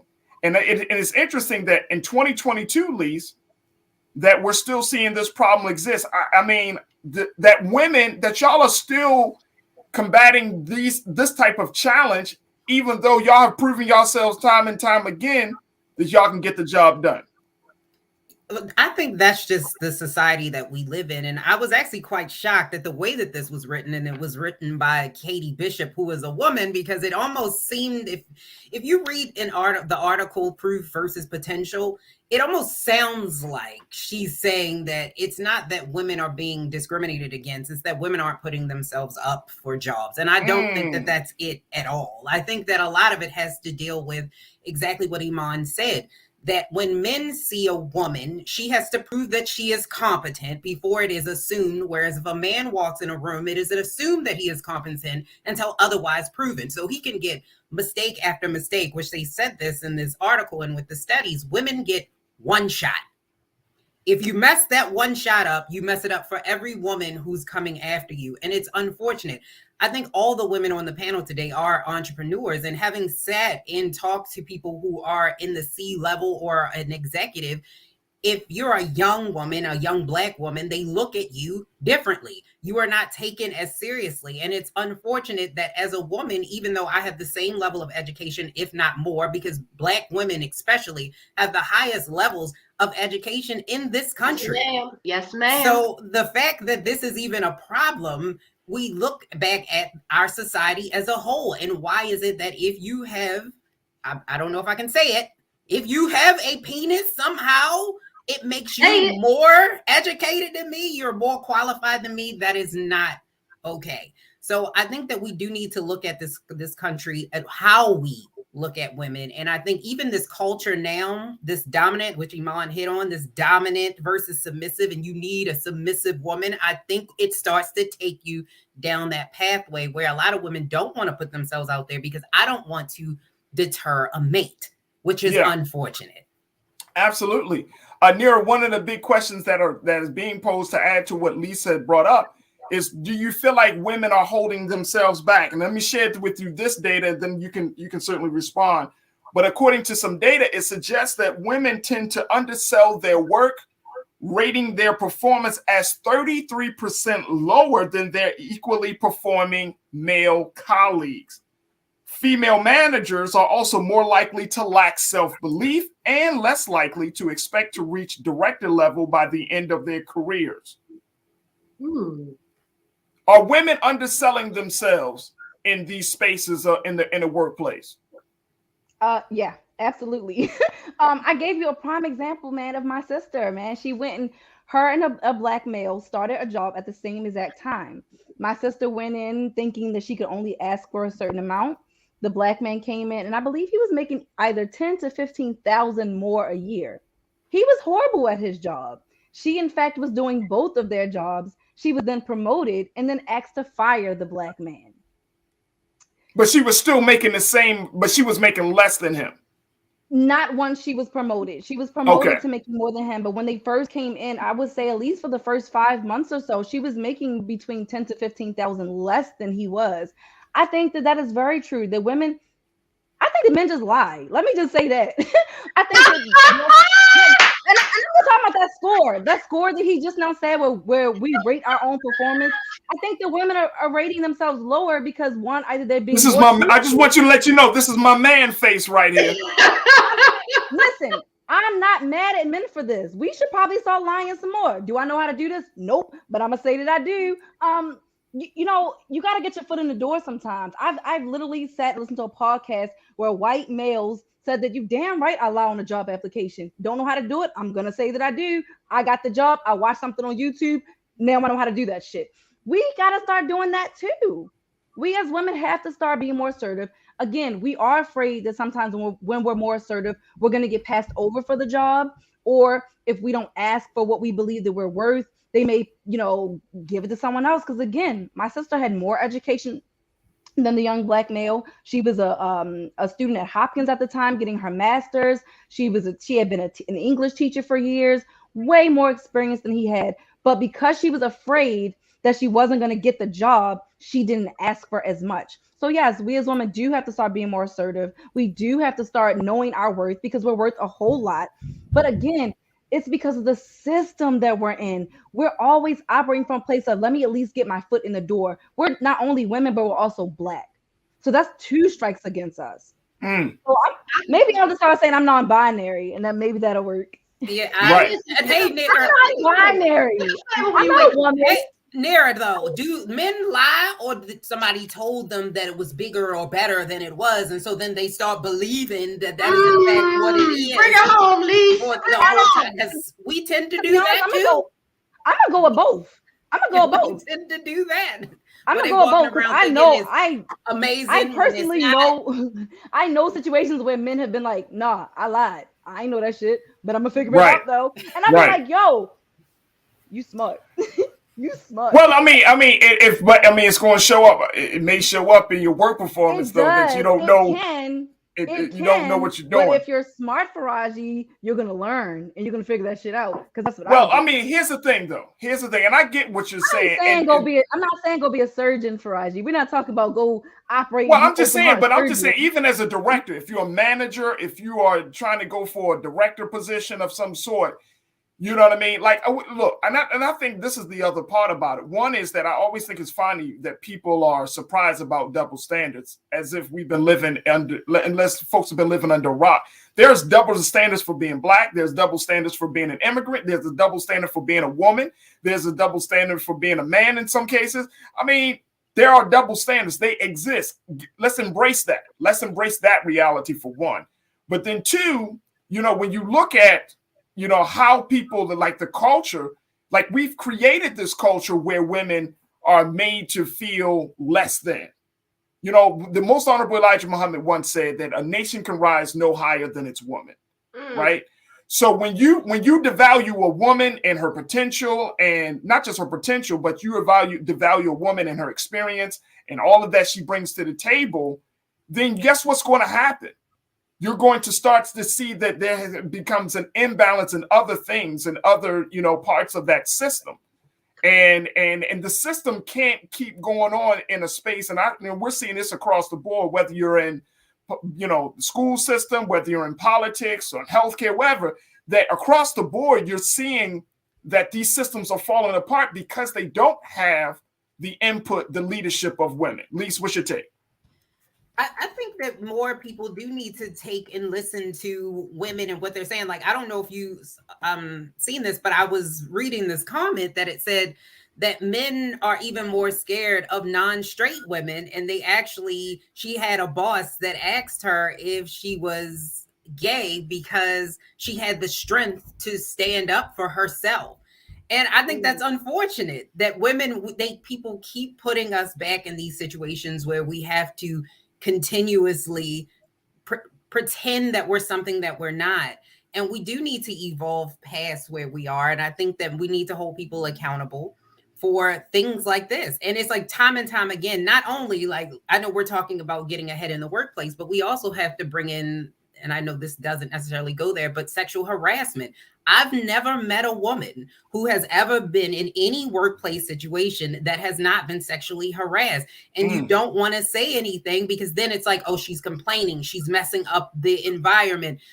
It is unfortunate that this is where we are. I did. I said something. I did. I spoke up for 7 of us women at a school, and guess what? He still works there. I don't. And tell him who you spoke to though. Oh, you spoke to a woman. Story. I spoke to a black woman. A black woman was the principal. I kindly wrote her an email while teaching my class. I sat my students down, gave them something to do, and she called me down to her office. She pissed me off so bad that it got to the point where I looked at my principal and I told her, you know what, as a rape victim and survivor, you and I are going to agree to disagree, and I'm going to walk out of here and I'm going to go back to my class before I lose my job. And that's what I had to do. And I wound up quitting because, you know, the culture didn't change. And I thought as though with me having a group that I started for young girls called Queens in Training High Society, I started a sorority for 4th and 5th grade girls to teach them to use their voice. How could I teach my girls to use their voice and not stay at a workplace that allowed 7 women to complain about one man and nothing happened? Only thing that happened was, well, he apologized. Get the fuck out of here. He apologized. And then he wasn't even a teacher. He was not even a Baltimore City staff. He was like into some foundation. So you're going to choose this man who can't even teach 4th grade math over qualified teachers? That's insane. Make it make sense. And I quit. And I think men weaponize that too. They can make you feel uncomfortable in order to keep you in, quote unquote, in your place. And this is why we do need to look at things and do studies like this to find out if that is in fact true. Look at the Forbes 100 or the top. There's what, like 1, 2 leaders that are women and half the population are female. How is this possible? There's no way that you have all of these women that are not qualified in order to run the world. And when you look at all the self-made billionaires, this list will make you very upset. All of the self-made billionaire women are either married to someone or the daughter of someone. This is not okay. Like, we need to find a way to make sure that women are heard, and we have to get rid of the quote unquote, this is what women supposed to do. This is what women are supposed to be like, because this translates over to the workplace. And when you have men who are hearing this their entire life and your woman sits down, they don't take it seriously. And I've had that happen to me. Yeah. And that just made me think about the fact that we have to stick together. I am so tired. And I know for me personally, this is my thing. Y'all know I'm very outspoken. I got tired of being the voice for every fucking body else at the workplace. And then no one stood up for me in those meetings. They will wait until after the meeting to either text me, email me, or come by my classroom and pop their head in. Thank you so much, Mira. Thank you for standing up for us. Thank you for what you said. But it's like, but did you have my back when it mattered? There is power in numbers. But if I'm the only person that's standing up for everybody else, then I just come off like the angry black woman who is complaining versus the one who's actually taking all that shit that y'all keep complaining about in that staff room. Because I got tired of it. I get tired of hearing people complain, but never do anything to change their situation. At some point, I'm even like, either you shut up or you're going to do something. Absolutely. Absolutely. Deborah was saying how we have to at least put our foot down. I'll say from personal experience, being I've been in a management position since I started working. Being a store manager, going for a store manager position last year, I went in with a offer, what I wanted, lower than what I was given. My district manager was a male, short male that was in the military. You know, y'all know I'm tall. I feel like he had a complex. That's a whole nother story. Okay. So I went in saying, hey, I want this amount. He said, well, actually, that's pretty low. We start here. And it's like, dang, that was my original number, but I didn't want them to feel like I was asking for too much. Or I was trying to let me dumb down my number. The number that I actually. So I will say, speaking personally, and I did my job well. And just to say, he has called me since I quit to get my job back. That's another story as well. Right. But as women, if you out there, the first number you think of Stick to that number. Go up and talk down. Don't stay down here, because they'll come down to you and say, okay, yeah, that's great. Woo, woo, woo. No. Learn to negotiate, but stick with your number. The job you want will find you. I promise. Stick to your number. I couldn't disagree. A couple of things. Here's a couple of things. One is Grace checked in on our YouTube page and said women are always scrutinized more than men. Men don't fear or worry about being scrutinized unless you're a black man. Unless you're a black man, you got to worry and fear of being scrutinized. And I thought, again, that's part of the double standard. But check this out, ladies. This is not just about being in the workforce. There are also studies to show that when it comes to decision-making roles, like in politics, that women are still being undercut because they're finding that that the women's potential is so often looked over that it's more common for us to see comparatively young male candidates in the running, whereas female candidates tend to enter politics later in life. And professors and scholars are saying the reason for that is because women spend years building up experience, accomplishments, recognition before they consider themselves and are considered to be credible candidates. There was a study that was done, and I forgot who put this study out, but there was a study that was done that about the question of whether a woman can make a good president. And there was an overwhelming number of folks who said no. They rather have a black man. They rather have somebody else outside of a woman being president. And I'm thinking to myself, man, in 2022, as we go into the presidential, election in 24, is having a woman as a potential president, is that so far off that we will still say to ourselves, it can't happen. She shouldn't be there. We want somebody else. Farajii. I'm sorry. England hasn't had a king in how long? How long has the queen? How long? I mean, she's the longest. She is the longest. She is the longest reigning monarch in the history of the world. No one has ever been in that position as long as the Queen of England, Queen Elizabeth II, right now. So what do you mean women can't run the world? This woman that's a dynasty. And I'm not saying it's always a good one, because y'all know England has flaws. But it's hers though. You know what I'm saying? Like, it's a woman though. Yeah. Look how many decades that she did not appoint her husband to be king. She could have. She didn't. She gave him a prince. She made him a prince. The CBS News article I saw by Emily Tillett. She published this in April 2019. And I quote, she stated, "Some Americans still question whether women have the emotional fitness necessary to hold office." Yep.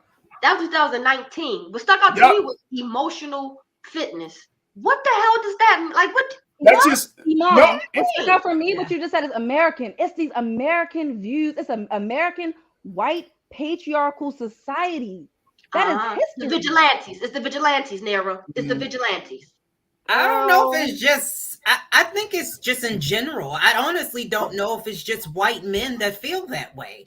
I honestly think in general in America that there's a lot of people that do. And we saw that back. People rather vote for someone who uses orange bronzer than they could ever imagine voting for a woman who, honestly, whether you like Hillary's record or not, at the time when you look at it, Hillary Clinton would have been a better option. Let's just put that to rest. Let me say, in my opinion, I got you. And that's a whole other conversation. I'm like, I couldn't bring myself to vote for Hillary Clinton. I got you, dear. But that's a whole other conversation. It's the go ahead, Lise. I want to make sure you get your final point. Go ahead. No, but I honestly just kind of taken to that. But it was the behavior, the same things that she would do. Men looked at it as, oh, she's cold. She's not. She's too aggressive. Where it's an assertive in a man. So people can't look at those traits and translate them over to women because, again, like Nira said, it's the society that we live in. And even when you look at England, the reason why I think that she's been able to do that so long is she's more symbolic than anything. Now you have a man that actually is running it. But we do have people like Angela Merkel who have been running for a while. And I think, and here's the thing that I think out of all of this, I think each one of you ladies would agree with me. There's so much been of the responsibility, onus of changing this dynamic has often been put on the shoulders of women. And it's not fair. You can't expect women to become better women. I mean, y'all, you know what I mean? It's crazy. So now I think that the real issue is, one, men, I think we need to change. And then two, the system needs to change. There is so much, there has to be a debias that has to happen in the system. Yeah, I say that's the way of thinking. The way of thinking. That's what I'm saying. That's what I'm saying. Like at the end of the day, we as men have to say, wait a minute, hold up. Let's be honest. This woman could be better in this position than I am.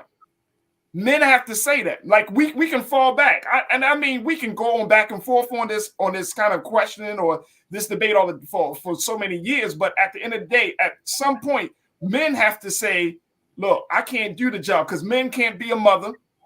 Men can't do certain roles that women can do, right? I mean, I don't care what nobody say. You just can't do it. And it's okay for a man to say, I can't do that. That's not, okay. I don't have the capacity for that. But let me throw something out there for y'all real quick. Because guess what?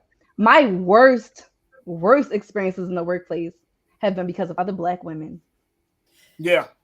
I can believe it. For me, I'm not saying this is my story. Right. I have had. I'm gonna tell you, I've had issues with Black girls since the sixth grade. I gotta agree. Right. I mean, I can't deny that. I mean, I've been literally bullied since the sixth grade by other Black girls for being me. And when I'm in the workplace, I've had way more contentious issues with Black women. Don't know how to talk to you, are disrespectful. Yeah. And you're just like, why? You don't have to talk to me like that. As a Black woman to a Black woman, you do not have to treat me that way, queen. I'm not trying to take your job. And it's like they're threatened. I hate that Black women feel threatened. And I don't know. You know what? And you know what? How I present myself. I don't know what it is, but that's my story. I personally haven't really had any bad experiences from white men or white women in the workplace personally. And that's just my personal experiences. Yeah. And I think that again, that's something that has to be handled internally. I think women need to deal with women issues, men need to deal with men issues, right? But when it comes to those shared spaces like workplace, when it comes to those shared roles like leadership and politics and all of those things, that, you know what? Stop asking women to be different, to be better, to step up. And let's look at the men in those situations. And most importantly, let's look at the system. All right, folks, I got to take a quick pause. When we come back, let's switch gears. After all of the criticism and the controversy around Dave Chappelle's comedy special Closer, guess what? Netflix said they want to hire him again for 4 more specials. We'll talk about the details of that. And I got your Black History quiz, so stay with us. It's The Culture on the Black Star Network.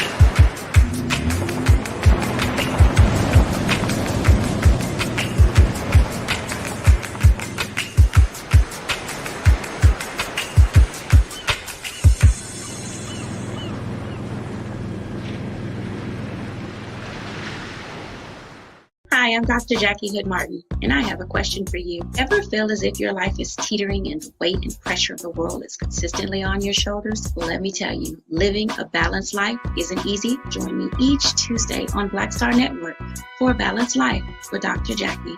We'll laugh together, cry together, pull ourselves together, and cheer each other on. So join me for new shows each Tuesday on Black Star Network, A Balanced Life with Dr. Jackie.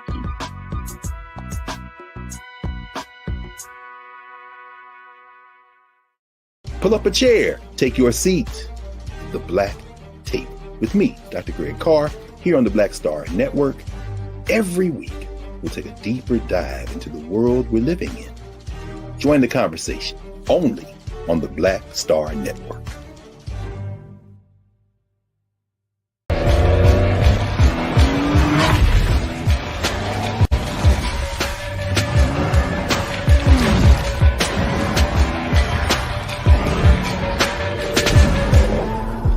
Folks, Black Star Network is here.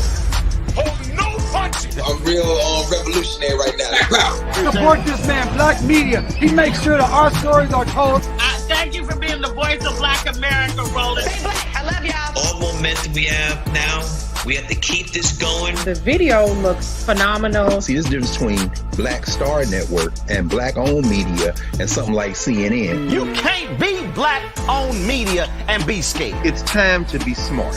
Bring your eyeballs home. You dig?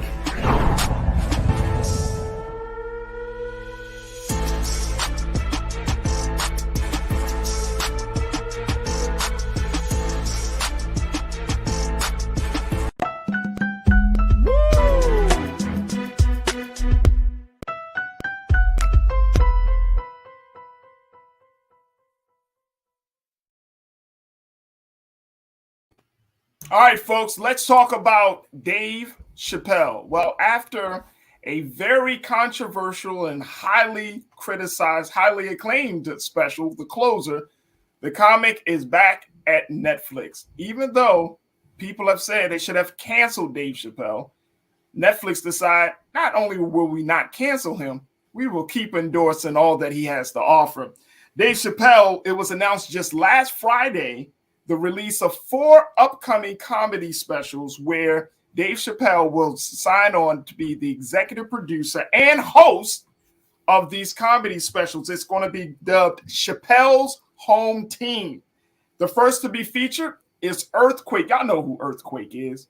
Earthquake, the comedian. His special will be called Earthquake Legendary, which premieres on February the 28th. Another special will spotlight Donnell Rawlings, who was a part of the Chappelle Show. His the date has still yet to be determined, but one similarity shared by all of these comics is that they've been in the game for at least 30 years. Now, Dave has come out to say, quote, "I've been doing this a long time, and comedians like Quake and Donnell are not only friends, but have inspired my own comedy. Anyone in the comedy community knows these names and knows their time to shine is long overdue. I am proud to be a part of this moment." Now, the Netflix CEO, Ted Sarandos, he defended the Closer special amid all of the criticism, but then he later admitted that he screwed up. However, he still went back to supporting the program as, quote, being consistent with our comedy offerings. It's consistent with Dave Chappelle's comedy brand, and this is one of those times when there's something on Netflix that you're not going to like. The comics Dave Chappelle will continue to work with Netflix in that capacity, and he will also serve as the host for Netflix's Los Angeles-based comedy festival, Netflix is a Joke, which gets underway on April the 28th. Ladies, I want to bring back my culture crew. You can't cancel Dave Chappelle when he bringing in money for Netflix. True. Man,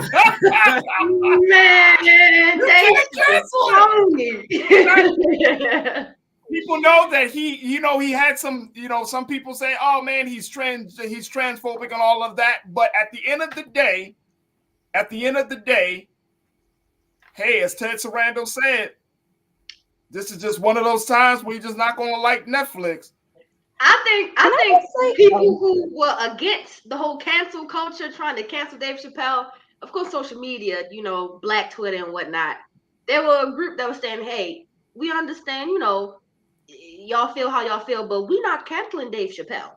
And I think, which y'all spoke to me about last week, the optics, because you have people who said, "No, we stop right here with this whole being sensitive about the LGBTQ community." We're not standing behind it. We behind Dave Chappelle. I think that pushed their narrative as well to convince them. All right, let's go ahead and try to kind of support the brother. Now look, and we all know that Dave Chappelle, like his comedy is he's.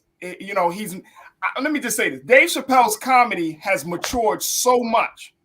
Because I've watched Dave Chappelle. I even saw him live one time, but his comedy has matured so much. It's like you got to be of a certain mindset to go to see Dave Chappelle. I went to see we saw Marlon Wayans' comedy special.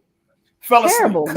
I think it was on Netflix. It just wasn't funny. No, it just wasn't funny. Like it wasn't. It didn't even get to the core of me, like to be funny. No, it wasn't funny. It just wasn't funny. But I think it's interesting, Nira, that as much as people want to say, that comedy or comedians have what they call a comedic license to speak on things, that when comedians do say some things that people don't like, people want to revoke their license. Yeah, for me, there's only one topic that's off limits, and you know what that is, rape. That's the only thing that to me is not funny. Nobody got mad at Dave Chappelle when he was Clayton Bigsby and he made fun of the Ku Klux Klan and Black people and racism, or when he used the N-word. So you know what? This is Dave Chappelle. I support him personally. I thought the closer was funny, but I do think that he'll be a little bit more sensitive moving forward. I'm hoping that he'll be a little bit more sensitive to that community moving forward.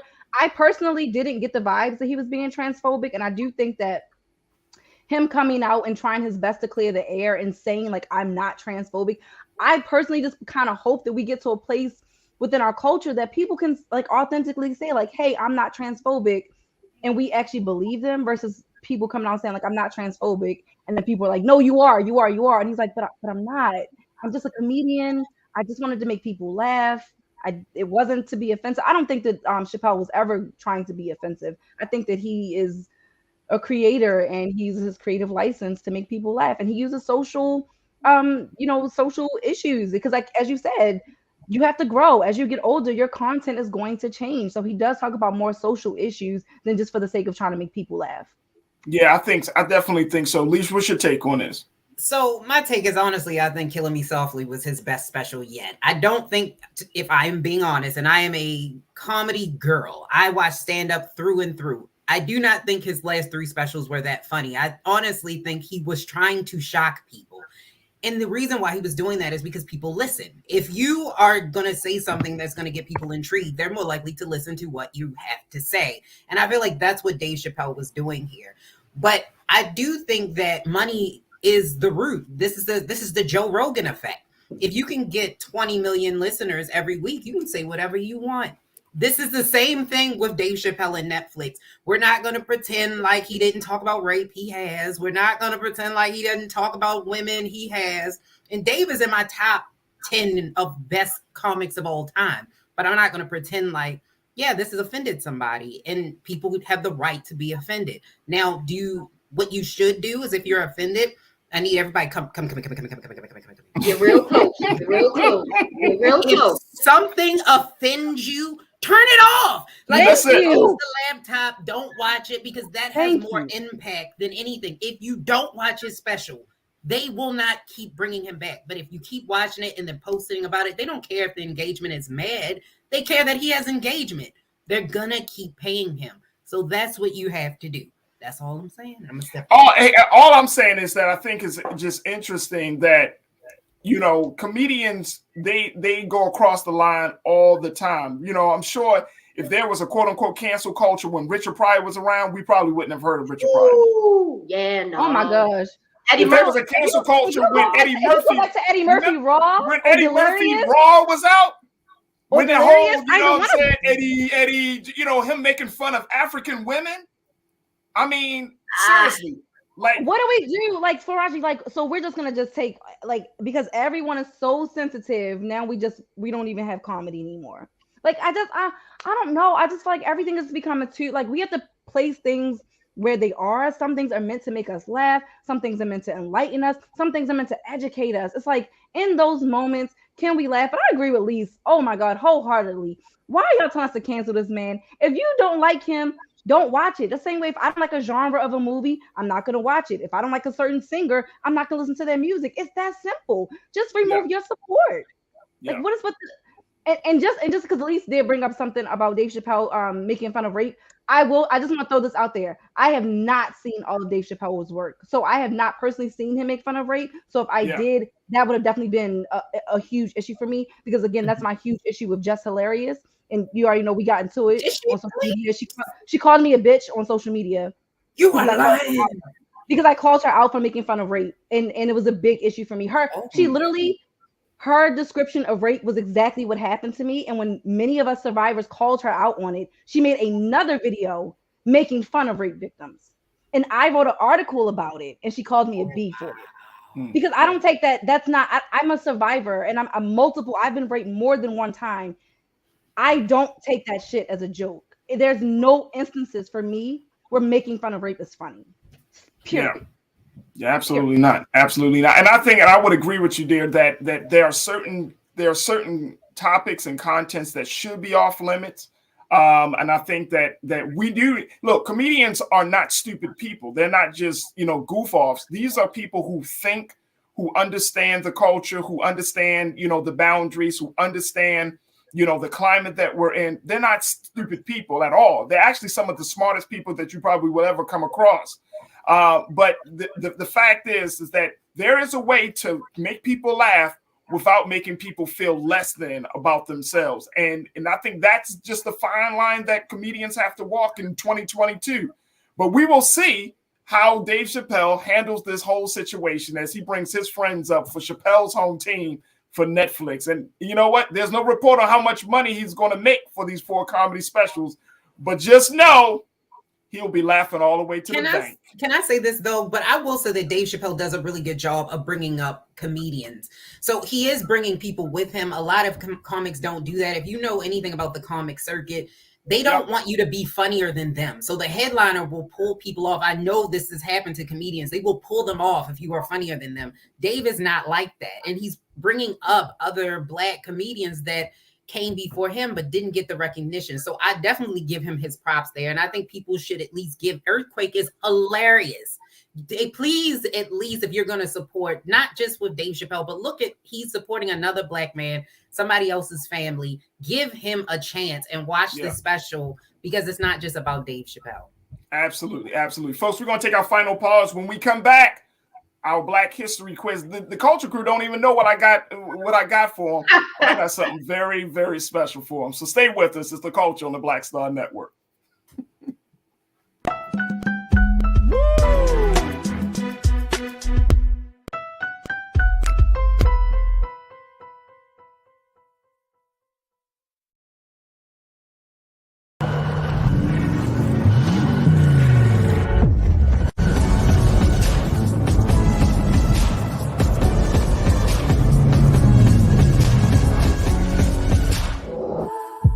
Don't you think it's time to get wealthy? I'm Deborah Owens, America's Wealth Coach, and my new show on the Black Star Network focuses on the things your financial advisor or bank isn't telling you. So watch Get Wealthy on the Black Star Network.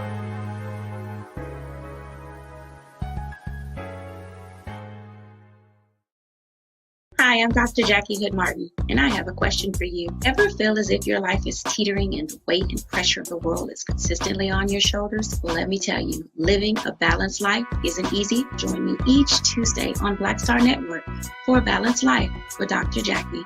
We'll laugh together, cry together, pull ourselves together, and cheer each other on. So join me for new shows each Tuesday on Black Star Network, A Balanced Life with Dr. Jackie.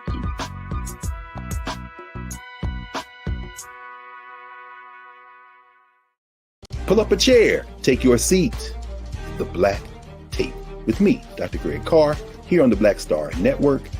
Every week, we'll take a deeper dive into the world we're living in. Join the conversation only on the Black Star Network.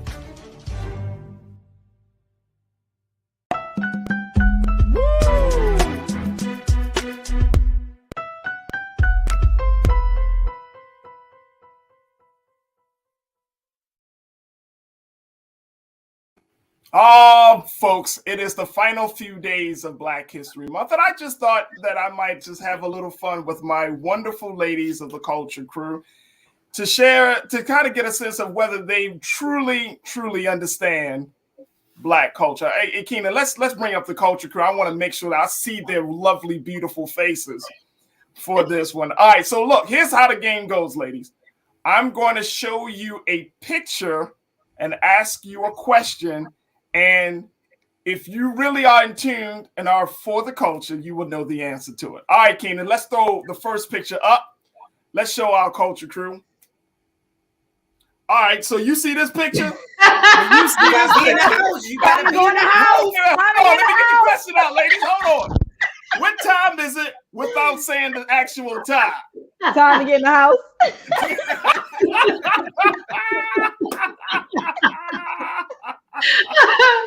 That's it. Right, let's go next picture. Okay, there we go. Oh my God! Don't be running out of the house. Now wait a minute. Hold on. Here's a Black History quiz. What is being let out? What is my air conditioning?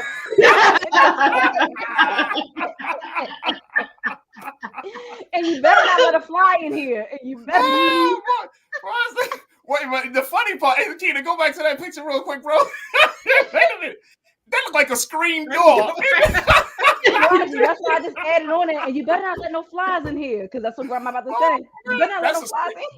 And let no flies. The air is still coming out through the screen door. Let me tell you a very funny story about this very quickly. My father, who was, my man, my father, I love my dad, but he used to tell us some of the silliest stuff. They like, we used to complain about the air conditioning, and he would be like, son, just open the window up.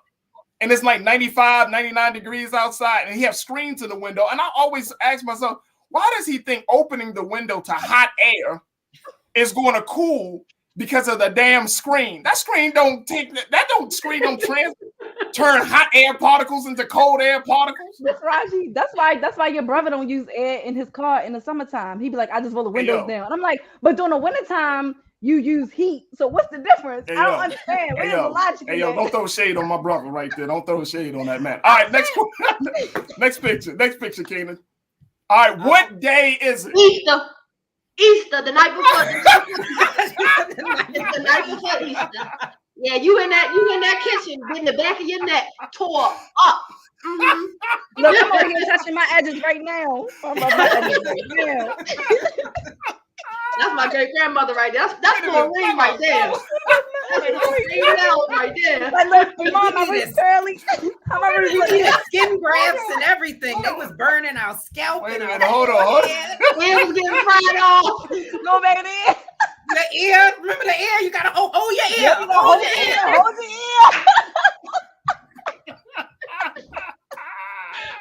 Wait a minute, hold it, Keena. Go back to the picture, bro. Bro, look how archaic that joint is, man. You got two, boy. You look like you back in the 1950s. Two hot combs and some everybody had that hair grease though. Like I've had that hair grease, like no lie. It started with a glass jar and had a gold top, then it graduated to the plastic. All right, Keena, what's the next picture? All right, here we go. All right, so if he's sitting at the table, what is he saying? What is he asking? Like that is a spades game right there. How many books you got? How many books? Yeah, spades. I only got 3 in the possible. I got 3 in the possible. Wait a minute, look at it. Hey, Keena, you gotta throw this picture back up, bro. Oh, look at my man's face. They got the cigarette hanging. The eyebrows for me. It's the eyebrows. What? Yo, he got Cedric the Entertainer for me. They didn't care about smoking cigarettes around us. Like they really didn't care. Like they used to really go send us to the store to get their cigarettes. Like what?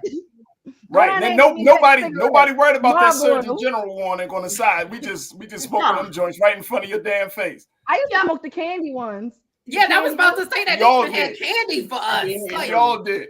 All right, let's go one more. We got 2 more pictures, I think, Keenan. Let's try the next one. All right. Oh, what day is it? Sunday. Huh? It's Sunday, but I don't like that. Sunday? Yes, fish fry. Oh, no, wait a minute. Hold on. Y'all about to... Wait a minute. After church? Who eating that after church? Wait a minute. Time out. That's not no Sunday. That's Friday. Spaghetti and fish is a Friday meal. Now, see, we ain't have spaghetti with we have spaghetti as a side. Nobody's side.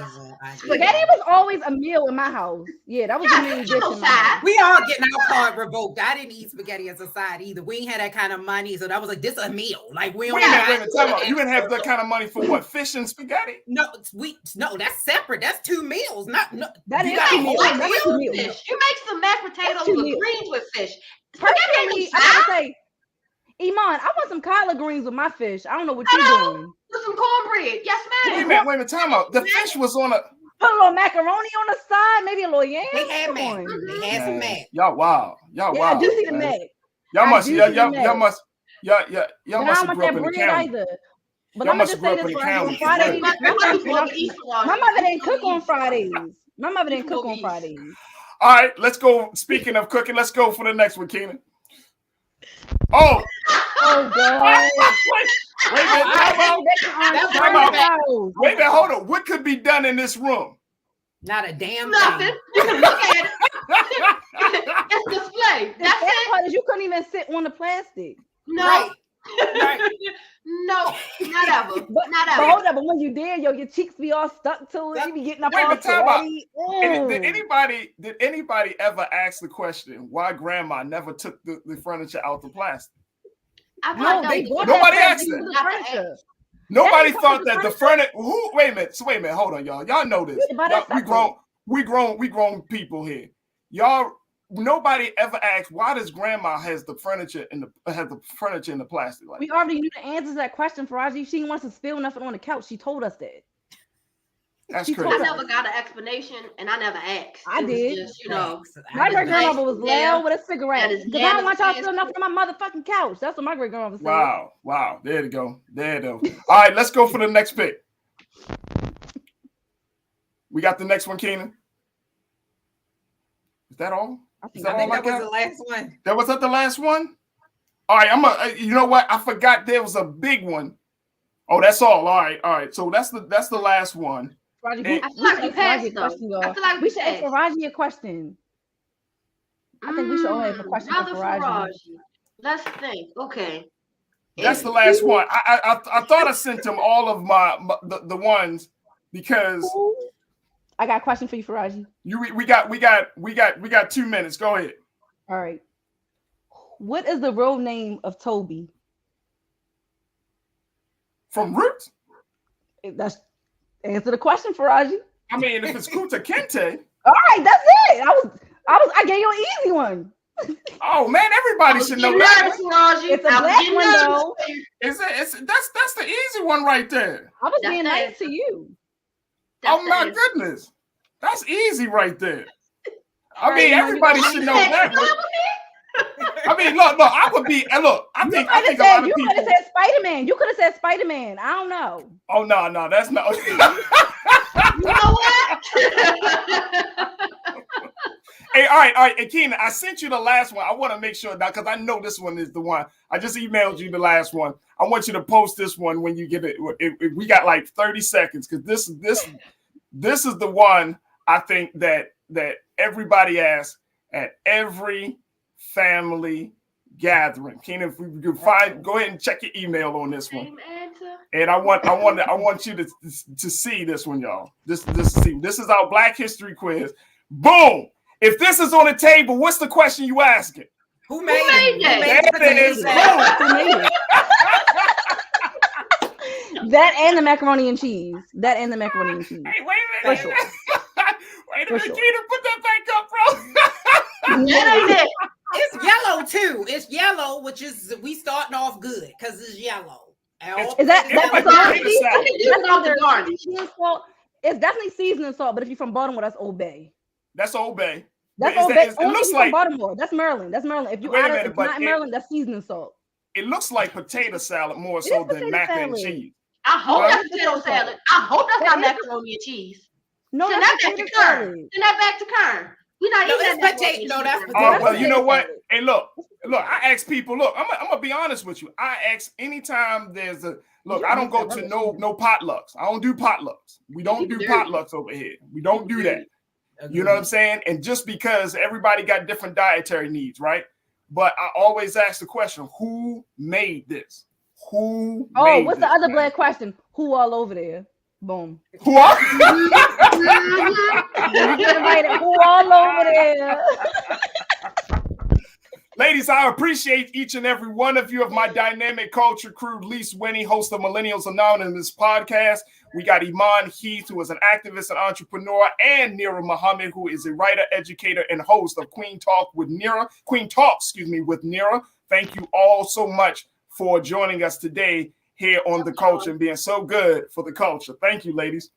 All right, folks, that's going to do it for us. Man, I really appreciate each and every one of you for being a part of the conversation tonight. I want to thank my dynamic team for producing tonight. But more importantly, I want to thank you for tuning in. Make sure you show your support for Black Star Network. We need all the type of love and support that we can get. Go to blackstarnetwork.com. Support the network. You can do it so by Cash App, PayPal, Venmo, Zelle, all of that. You can definitely do it. And we need your support. We need folks to continue to support us, to follow us, to make Black Star Network the premier Black-owned media space and source on the internet. And of course, make sure you download Black Star Network on your phones and on your TV, all for free, folks, and become a huge, huge fan of Black-owned media. Stay tuned. In a little bit at the 6 o'clock hour, you can expect my big brother, Roland Martin, Unfiltered. As always, never be afraid to challenge what's wrong. Stand for what's right while being yourself in the process. God willing, we'll talk again for another exciting edition of The Culture right here on the Black Star Network. Peace.